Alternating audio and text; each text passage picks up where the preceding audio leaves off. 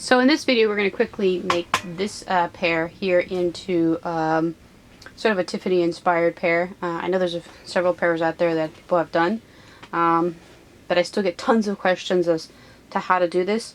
And here are just a few products that you're going to actually just need to complete this project. You're going to need the Angelus Deglazer to remove all the clear coat off these shoes. You're also going to need this fabric painting medium from Golden. You're going to need about 4 ounces of the Giftbox blue. You're not going to need as much black, but just the jar that I have. It's the Angelus Black. And then we're also going to add a hint of pewter. So you want to add the pewter. And then we're going to need some matte finisher for the end to finish it all off, just to make sure that it is sealed and wearable. It's a good idea to use the matte finisher on a lot of the light colors in case it gets something gets spilled on, or it gets nicked or hit, or you need to casually clean up your shoe after a few wears. So the first step that I'm going to do is I'm going to be removing all the laces, and then I'm going to be adding the black Angelus and the golden, 1-to-1. So what that means is for every ounce, 1 ounce of Angelus, I have to add 1 ounce of golden. So in this case, if I was making a big batch, and this is 4 ounces, this jar is 8 ounces, I would take 4 and 4, and you have to mix that, paint it, allow it to dry, and then you heat set it with your heat gun, or if you have a professional blow dryer on high. So in the case of here, I only need about maybe 2 ounces, so it's going to be in this container. It's going to be half Angelus Black and then half of the golden in this container here.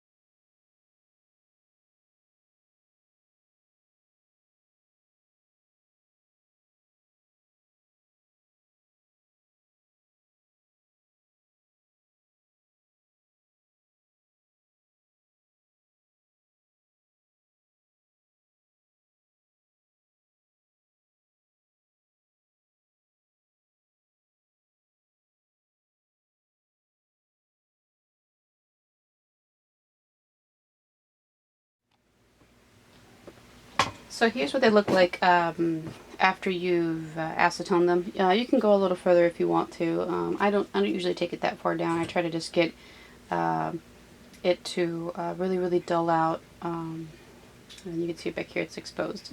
Just a little bit of the actual midsole. I don't really have to acetone these all the way because they didn't crack or anything, so I don't want to, I don't have to do all that much prep work on these. These are brand new. If you're obviously doing a pair that are already worn, you want to take that midsole all the way down to the bottom, just to take away all those hairline cracks that might be there. And also my toe is obviously not bent or anything, so you want, if you're doing the toe, then you really want to go in there and acetone it all the way down to get at least a smooth surface to paint on, so when you do wear them and it flexes, it won't crack on you. And so after this, I'm just going to add some Giftbox blue, and in the Giftbox blue I'm going to be adding a little bit of Duller to it with those two on that top coat. So here's the next couple of products that we're going to use. It's going to be the Giftbox blue, and then we're going to use the Duller. And what you want to do is you're just going to pour, you could use it in a resealable container if you want. I'm just going to pour into this foam cup here. And I'm going to pour, I would say maybe like 2 ounces of it into here. Once you got that poured in there, I'm going to add, a little bit of Duller into there. And when you add this Duller, you always want to add just a little bit, and then test it out, mix it up, test it out, and then do in a little card swatch or a little somewhere else and check to see how dull you got it. You don't want it to be too dull, or add too much of this, just you know, maybe like a quarter size, depending on how much paint you're using, because it dulls it and it makes the paint really, really fragile if you use too much. And this will give you a Jordan factory finish. So once you add this to the duller, and when you finish painting everything, and you add that matte finisher, it doesn't give you that shiny finish. It just gives you that exact factory finish. So you want to make sure just to add a little bit of the duller to that paint.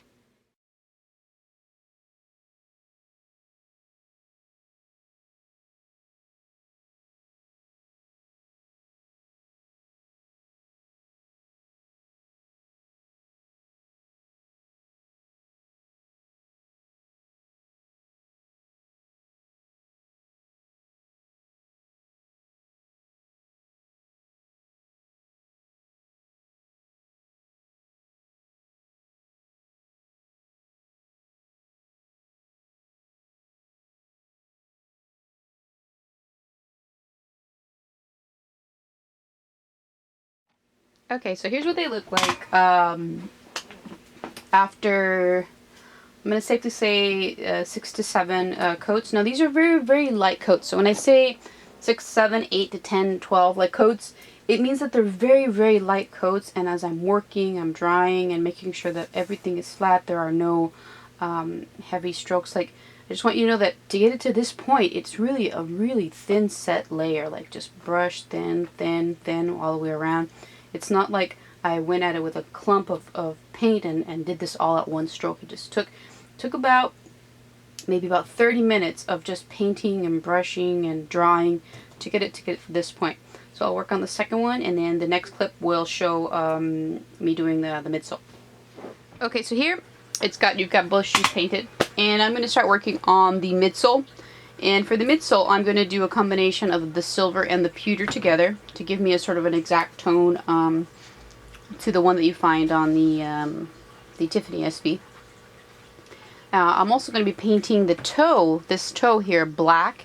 And because it's rubber, the durability of it is a lot less than when you paint of a midsole, because it's rubber and the paint doesn't really adhere. So what I'm going to do is I'm going to take the jet black leather dye, and I'm going to dye this black and then put the black on top of that.